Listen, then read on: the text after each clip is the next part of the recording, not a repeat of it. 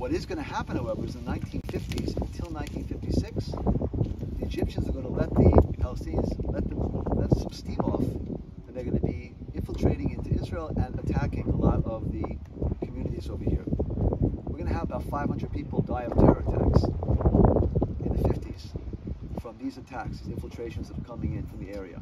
And what Israel did in this particular case, and that's what relates to this specific memorial, is that Israel said, you know what, Egypt, you are the sovereign there. These are attacks on Israel coming from sovereign territory that you control. We're holding you responsible.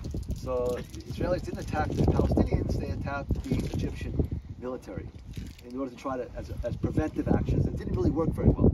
Okay, it was kind of like tit for tat, and they kept letting more infiltrations, and we started having fights. And this is an example where we actually went in and killed 50 Egyptian soldiers as a response to several Israeli civilians being killed by Palestinian terrorists. It's kind of a big battle, so this is about that. What ends this phenomenon is something called the Sinai Campaign, a war that took place between Israel and Egypt in 1956. And it was a war that actually the French and the British were acting together with Israel because Nasser nationalized the Suez Canal, which actually belongs to the French and the British. And it was against French and British interests.